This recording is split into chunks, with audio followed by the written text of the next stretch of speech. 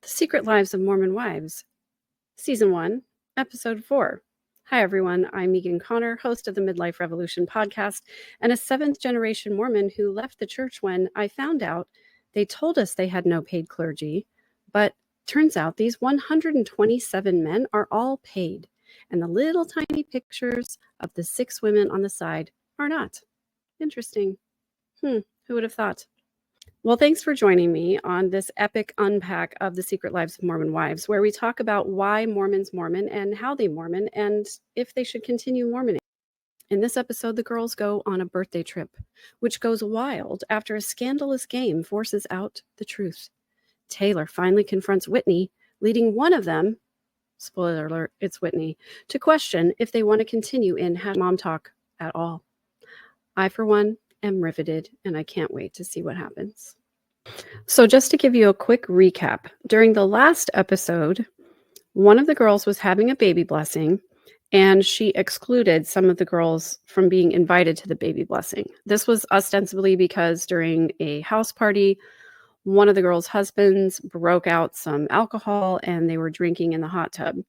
And the person having the baby blessing was unhappy about that dynamic and decided she wanted a spiritual environment for her baby blessing. So she uninvited several of the girls and told them that they couldn't come. So as we approach this episode, there's a very clear division between sinners and saints. The ones who were not invited to the baby shower are the sinners, and the ones who were are the saints. Although, let's be honest, they're not exactly. But it's interesting to note that members of the Church of Jesus Christ of Latter-day Saints call each other brother and sister and refer to themselves as saints because that's how Joseph Smith referred to them when he was founding the church. In this context, it really just means people who are striving to follow Jesus Christ. It doesn't mean that they have any sort of miraculous saintly quality to them, that they're perfect, or that anybody has pronounced them to have special powers of any kind. Also, during one of the last episodes, Whitney, who is this one, Demi was having a Galentine's party, and Whitney decided to give Demi a gift. Now, this was sort of a mean girl move because the gift actually was a prank that reminded Demi of a time when she shared an intimate story about her and her husband with the entire group. So Whitney thought she would give Demi a prank gift, but Demi obviously didn't take that very well because here she was excited to get a nice gift, and it turns out that it was just a mean girl prank. So there's beef between Whitney and Demi. There's beef between Whitney and Taylor. Taylor was the original creator of Mom Talk, and Whitney did not show up at Taylor's baby shower. So Taylor feels upset about that, and she wants to have a conversation with Whitney about what went wrong, but Whitney's clearly been avoiding it. So at this point, Whitney's kind of the mean girl, and I think the worst idea in the world is to put all these women in a house together for a weekend and see how it goes. Okay, just coming back in because I want to show you Whitney's outfit. It is bold. It is patterned. She's paired it with some boots, which are quite loud. The other girls are a little more reserved. I'm not one to judge anyone for their clothing choices, and I actually love a little bold print. I think it's funny, though. I wonder how much of this is like pre-staged by the wardrobe department to make Whitney stand out a little bit more than the other girls. I don't know. I think it's interesting. I'm always just going to point out where there's some discrepancies between the way that these girls behave and what I was taught as a Mormon growing up. I was always taught that it was very wrong to have a 2-piece swimming suit, that modest is the hottest was what they would tell us. And so this kind of 2-piece swimming suit in the jacuzzi would not have been something that went over. Also, when the girls arrived at the suite, one of them said, "Shut the F up," but they actually used the word. None of my Mormon friends cursed when I was growing up, at least not in front of me. That would have been like a pretty shocking thing for somebody considered to be pretty faithful. And yes, just for those of you asking, it is a fairly normal thing for girls to get together. If there's like a swim party or a hot tub party or something, they will then just go right into the shower with their swimming suits on, wash their hair, and shower together. However, that was really more something that we did when we were teenagers. I've never done this with adult friends of mine. Admittedly, I'm a lot older than these girls are, but it just kind of, I don't know, it reminds me of high school, not of like being a young mom. Okay, so this is Jen. She points out that at this moment in their relationship, she is the breadwinner in the family. She's on Mom Talk, she's making lots of money doing that, and her husband is in medical school. And this is not all that unheard of in Mormon culture, but also just in general for a woman to work while the husband goes and gets an advanced degree or something like that. It's a little bit less common in Mormonism just because women are encouraged not to ever work outside the home. When I was growing up, it was like, get a college degree if you want, but don't prioritize that over having children. I think some of that has changed slightly, but the messaging is still largely the same. And when women were putting their husbands through college, it was doing things like secretarial work or nursing or teaching or something like that. It was definitely not this kind of work where a lot of money was being made very publicly. Jen opens up here a lot about how difficult it is to be the breadwinner and also be in the Mormon culture where women don't typically have that much of a voice. She talks about when they were first together and that she was a little bit more reserved. She was a little bit more reluctant to speak up. And now that she is speaking up, it's causing problems. She's getting pushback. It's still very pervasive in the Mormon culture. I think it's more implied rather than actually spoken out loud in so many words. But the implication still is that you're going to be submissive to your husband, that he's the one who has the decision-making power. When I went through the temple in around 2004, there was still language in the temple ceremony that said that women will hearken to their husbands as their husband hearkens to the Lord. Hearken is just listening.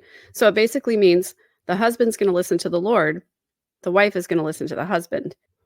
It always bothered me, especially as a woman whose husband was not active in the church, that I didn't have a direct connection with God.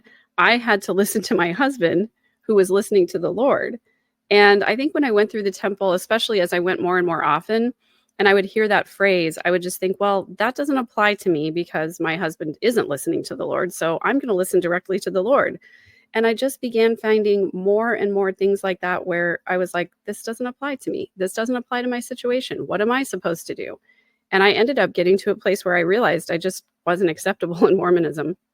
Okay, here we are at the point in the series where we're going to talk about the Mormon temple garment. For those of you who don't know, when you, as an adult, go through the temple, you receive what is called the garment of the holy priesthood. This is what people refer to as magic Mormon underwear. Now, I'm just going to clarify. This is a cultural thing that you grow up with. And so to those of us who grew up in the culture, it was not weird. It was just something that was done. Our parents did it. Our grandparents did it. So when I went through the temple for the first time and realized what all of this meant and that I was going to be expected to wear this all the time, I thought it was super weird, but I was like, well, my parents did it. My grandparents did it. My brothers and sisters do it. My aunts, uncles, and cousins do it.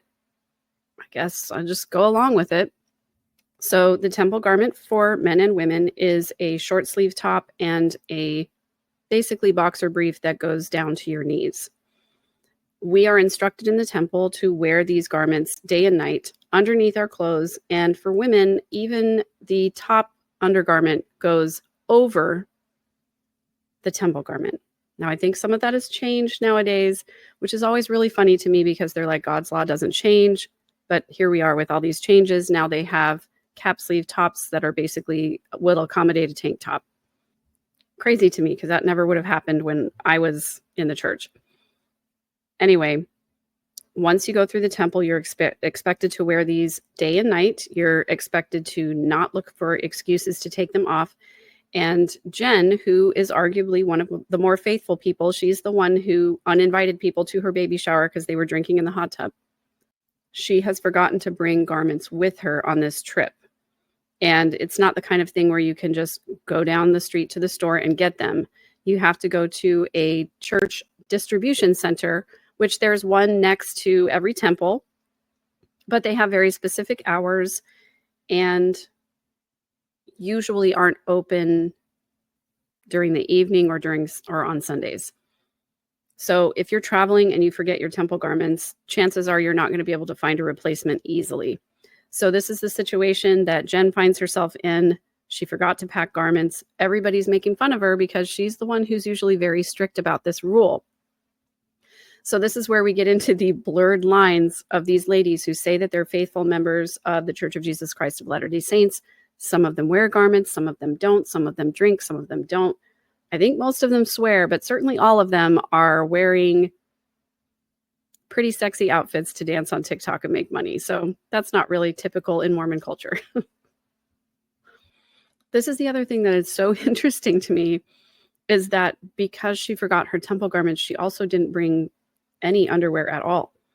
Because for Mormon women, the temple garment is what you wear on the bottom. You typically don't have panties like most normal women do. I had some that I would use for, like, if I was going to the gym or emergency situations or things like that. But it's just interesting that, I'm sorry, a religion that controls what kind of underwear that you wear is on the cult spectrum. I think we can objectively agree that that's true. So I want to show you this sequence as they come in to sit down at the dinner table for the first night. Obviously, they've got a professional chef who is here cooking dinner for them. It's just interesting to me what each of them chooses to wear. And again, I'm sure this is influenced by the Hulu people telling them what to wear. But I'm sure sometimes they have their own choices about it. So Whitney is wearing a huge collared kind of jacket shirt kind of thing.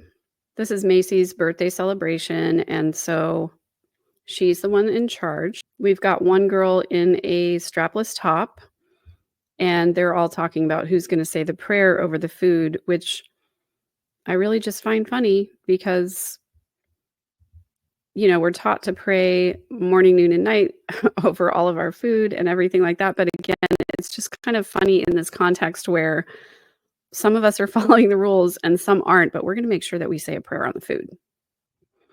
So Mormon prayers follow a very sort of prescribed pattern. There's a sort of lilt in people's voices. And if you go back and watch this, I'm not going to play the whole prayer because I don't want to get into copyright violations with showing parts of this video or this show. But food prayers generally go, "Dear Heavenly Father, we're thankful for this food. We're thankful for this day. We ask thee to bless us, that we'll have a good day. Help us to have an amazing time," is what she says. And then we bless this food that will nourish and strengthen our bodies, and that we will be able to do everything you would have us do. It's kind of that same lilt that you will hear in Mormon prayers, no matter whether it's food prayer or sacrament prayer, whatever the prayer is. It's all very similar in language, and there are very acceptable things to say and not say in prayers. Also, a little bit culty. Also, just have to point out as we look at these glasses around the table, some girls have soda in their glasses, probably Diet Coke. And Whitney's got sparkling pink something, and somebody says, "Are you having rosé?" And Whitney's like, "Yes, I am." So again, Whitney was one of the people who was invited to the bridal shower. Jen excluded all these other people because they were drinking in the hot tub at this other situation, but somehow now Whitney drinking rosé is okay. Again, double, triple, quadruple standards among Mormon people. So for the first activity of the evening, Demi brings out a truth box, which is supposed to be anonymous. People can put questions in there for someone to answer truthfully.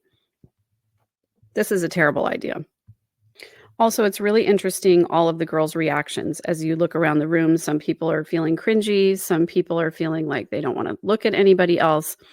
And here is Whitney's reaction. It's not going to be.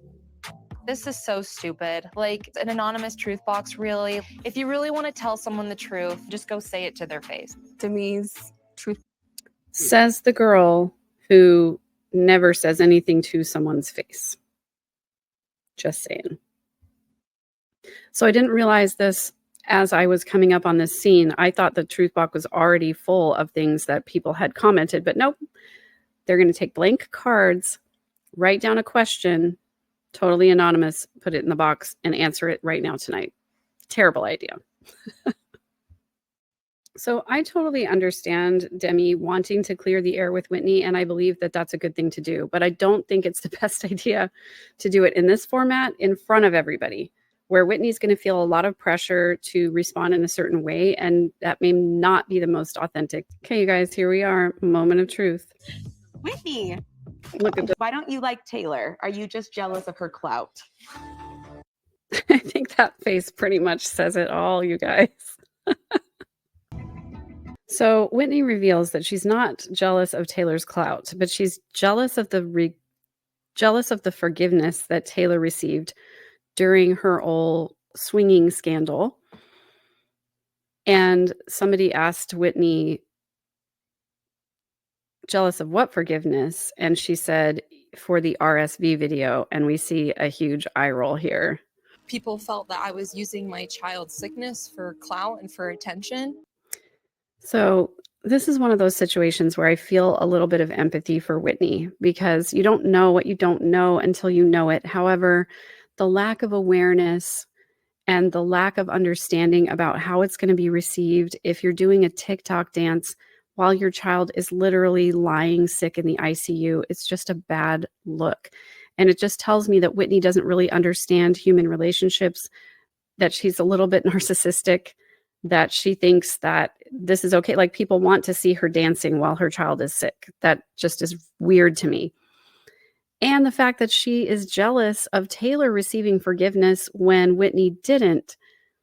Whitney still continues to receive a lot of blowback online about this. A lot of people will use this video to post to kind of rub it in her face that she's not popular and well-liked. And I have to say, some of that is on her. Read the room. And also, it goes back to this idea of blurred lines within this television show, where these women are on TikTok making videos all the time. This is how they make their living. And it's really hard when you're in that perspective and you're thinking about, what can I do next to get more views? It's really hard to be objective and say, maybe I shouldn't put my child in here. Maybe I shouldn't exploit this situation to get more views. When you're that young and you haven't experienced a lot about the world and human relationships, it's really easy to make missteps like this. That being said, Whitney really hasn't done a lot to repair her reputation with the way that she's treating these other women, with the way that she's engaging with them, not repairing after conflict, all of these markers of someone who's very self-absorbed.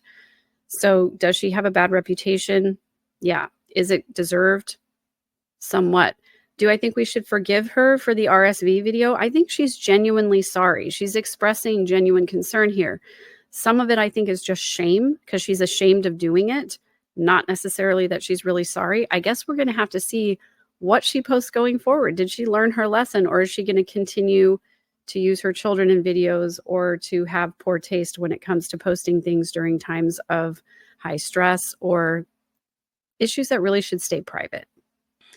So what's interesting to me is that Taylor comes back by saying, Whitney has no idea how much blowback I got. I still get trashed every day because of what I did and shamed for it. I don't think either one of these women has a good perspective on what the either has experienced, because they're so focused on their own experience. I don't know. Let's see if they decide to work it out.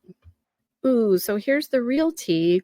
Jesse comes and tells us that Whitney is very open about how jealous she is of Taylor when Taylor's not around, but she won't tell Taylor that to her face.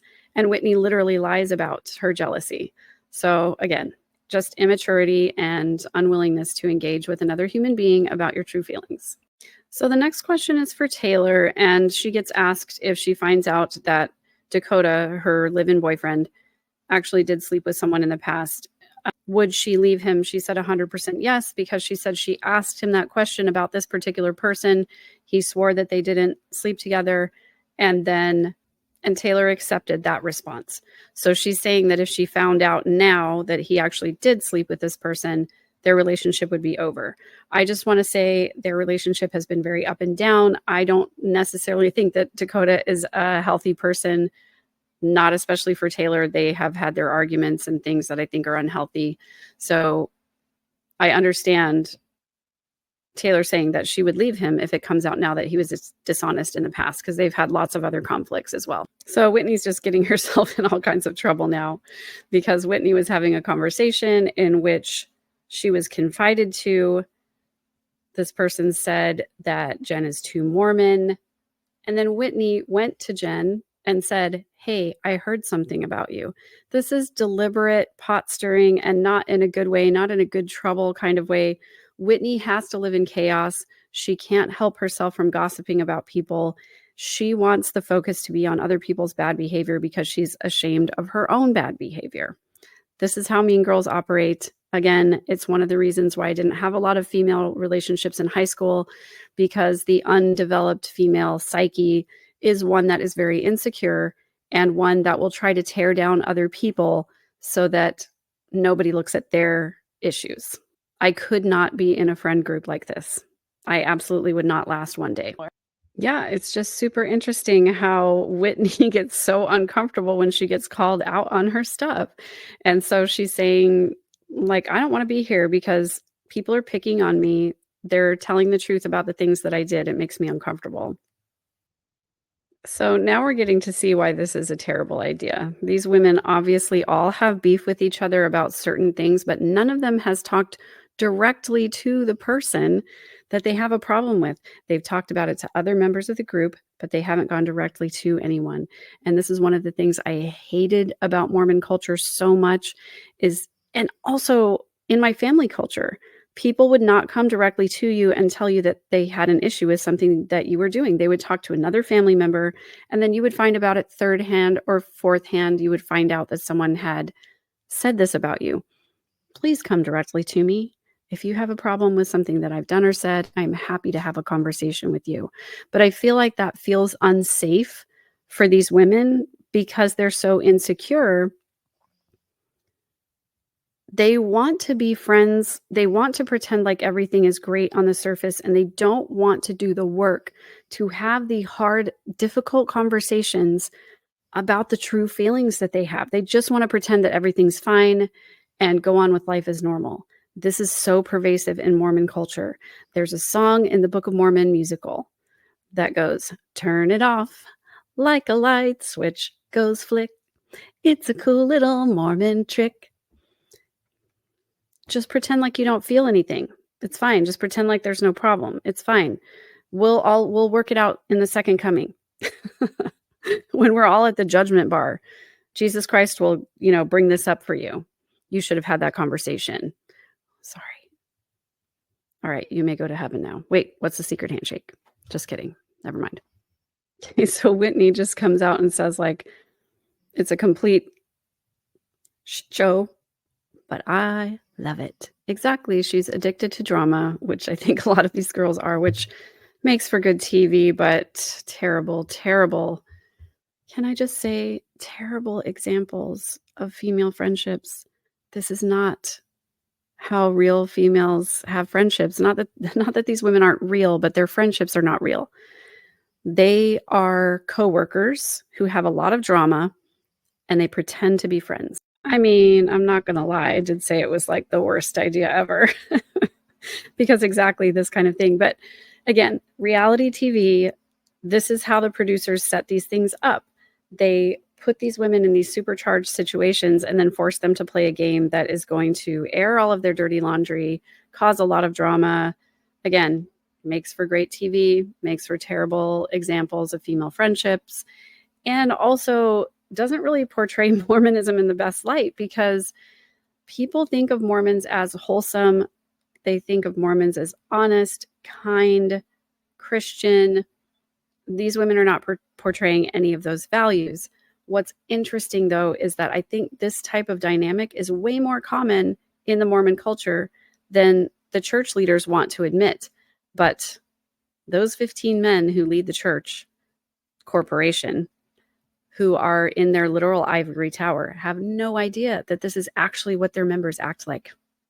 I think they're deluded to believe that these are the outliers. I don't think that's the case. So, insecure women who have not dealt with the feelings of shame that come up around the things they've done that they're not proud of, will retain information about you, about your past mistakes, and they will continue to bring it up and throw it in your face over and over until the day you die, because they're ashamed of their own stuff and they need that ammunition to make them feel better about themselves. So again, if there's somebody in your life who keeps bringing up your past mistakes, even though you've done your best to apologize, repair, and do better, that's not the kind of person that you need in your life. They're going to continue to bring that up and throw it in your face over and over. They will never, ever forget it because they can't forgive themselves for their own mistakes. So now Whitney is going to vent out at the one friend she still has kind of standing by saying, I'm mad that you didn't stick up for me.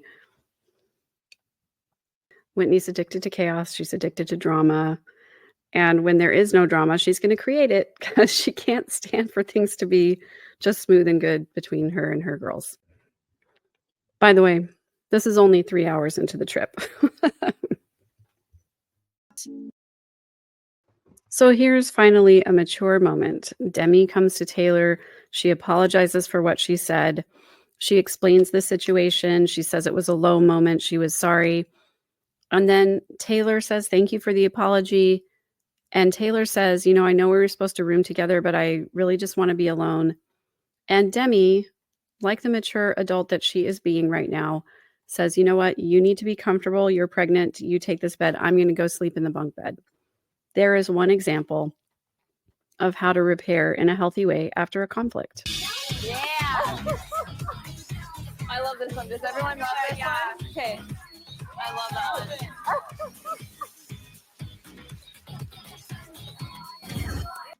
So this is actually refreshing to have this explanation from Whitney, that she didn't feel like she needed to bring up her feelings about Taylor to Taylor because they're not that close, and she didn't think it needed to be addressed. So on one level, I understand this.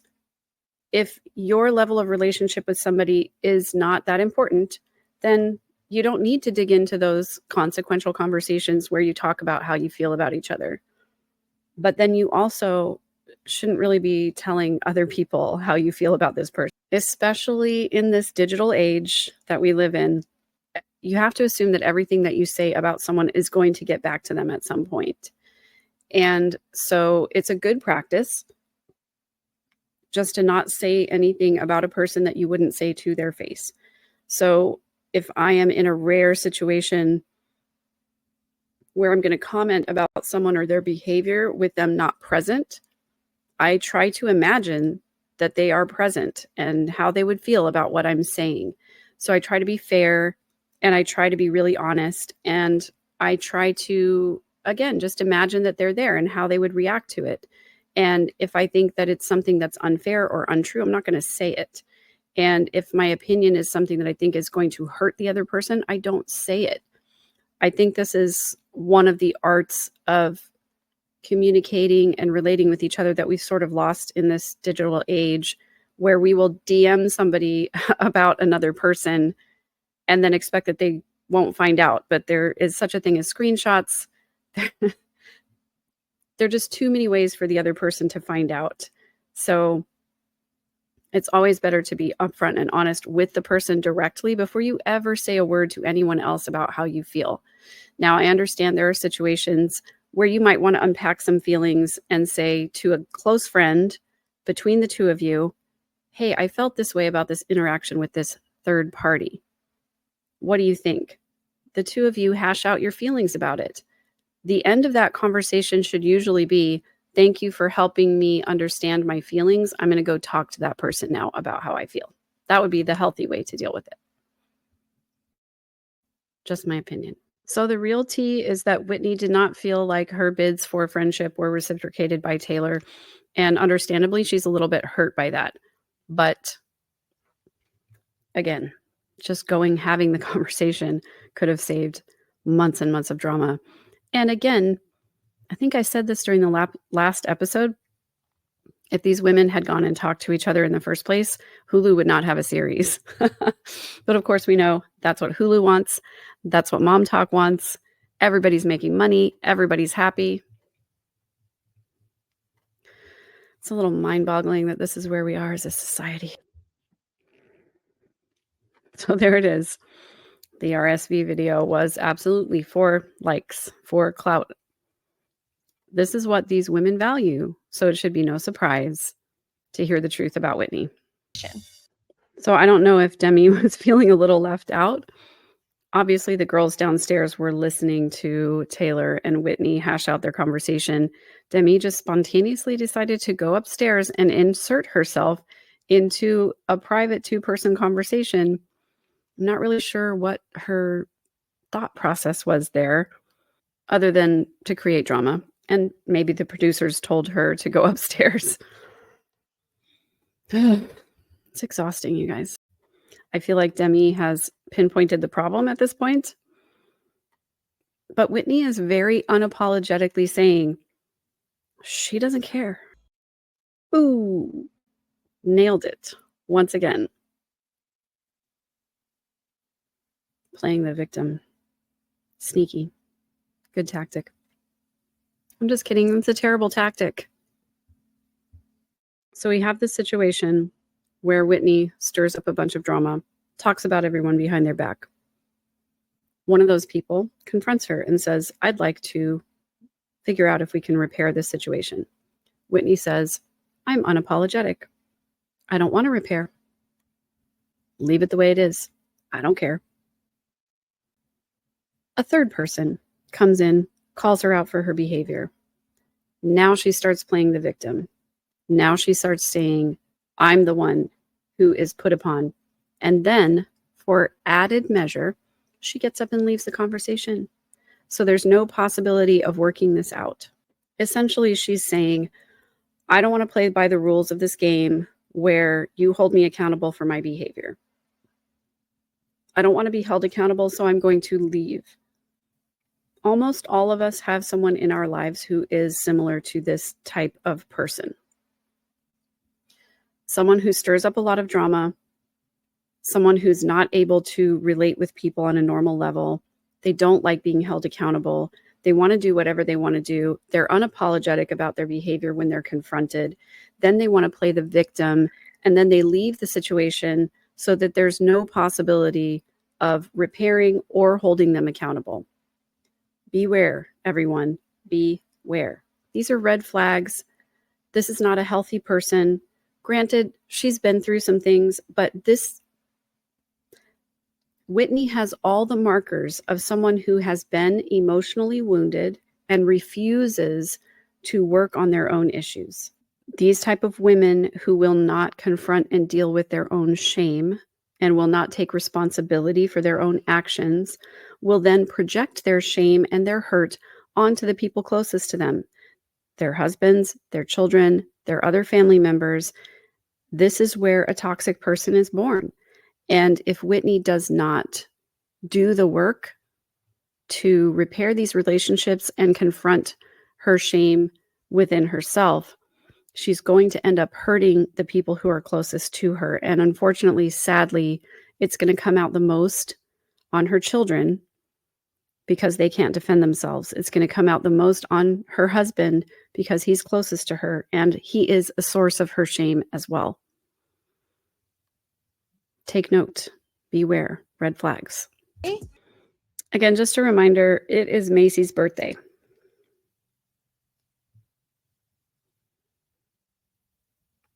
This is literally a girls' trip for Macy's birthday. This is not the Whitney show, but she has made it the Whitney show. I'm sorry, but it is a little cringy to hear Jen say you're hurt and you need space. You're totally valid. She didn't hear what happened in that loft upstairs, and she's validating Whitney without knowing the damage that she did to the other people in that conversation. Whitney just gets close to you until she gets what she wants, and then she moves on. The devouring mother. Lots of narcissistic traits.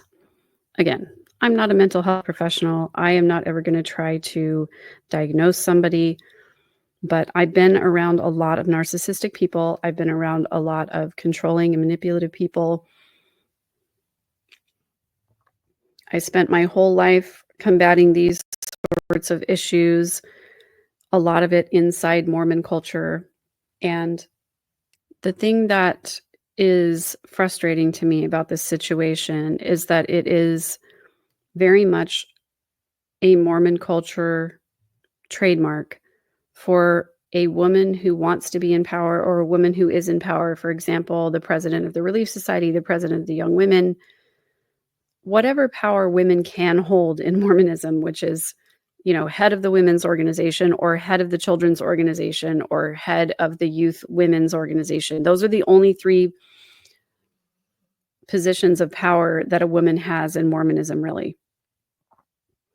I've experienced so many times where women in these positions will use that position to share their feelings about other women in the organization with whoever will listen, because it makes them feel better about themselves, about their own insecurities. And I don't think it's unique to Mormon culture, but this is one of the aspects of Mormon culture that was the most hurtful and harmful to me, is that when people had a problem with me, they would talk to other women about me, but not come to me directly. It happened in my family of origin all the time. And it happened throughout my time in the Mormon church. When I was a youth, my youth leaders would go and talk to other youth leaders about me. My parents would go to talk to other leaders about me. Nobody came directly to me to ask me about my experience and to ask me what my side of the story was. There were a lot of assumptions. There was a lot of blame shifting. There was a lot of shame. This is all very indicative of Mormon culture. And the reason is because we're expected to live these perfect, exalted lives where we have this list of boxes that we have to check. And if we're not checking all of the boxes, we're not acceptable, we're not worthy. And this is demonstrated to us by the fact that we have to go to these interviews where we are asked all these questions about our worthiness and whether or not we're living exactly the way that we should be living. And that kind of culture creates secrecy, it creates shame, it creates this situation where people feel like they have no choice but to lie about their true lives because they're not allowed to be human beings. Yes, Macy, super solid. We need to do some more work to figure out what's going on and not run away from it. That's healthy. That's productive. That's wonderful. Thank you for saying that. Also, guys, I'm kind of feeling insecure about my hair because it's not like, curled like theirs is. So I don't know. Maybe I should go get my curling iron out. I'm just kidding. I don't have time for that. I don't know if this is Hulu's idea of always putting Whitney in these very puritanical outfits with lots of lace and lots of sort of, frilly things, and very puritanical with her hair flipping out like that. And all the interviews that she's done so far have been in this this very square-necked, puffy-sleeved type of outfit. And I don't know if they're trying to intentionally portray her this way. I just find it really interesting that I just wonder if these are her choices or their choices. It's interesting. I do sort of agree with that. She does need to be. Sometimes accountability just looks like allowing somebody to experience the natural consequences of what happens when they behave in a certain way, not necessarily punishing them in any way or adding additional consequences, but just allowing them to experience what happens in a social group when you behave this way. Okay, let's be clear, Whitney. These are not friendships. So that's where the episode is going to end. We don't have any resolution to what actually happened. Whitney cries in the bathroom and then comes out with a birthday cake, and that's it for this episode. Next week, it looks like everyone is going to Vegas together, which I'm sure will be super healthy. Looks like some of them brought their kids with them.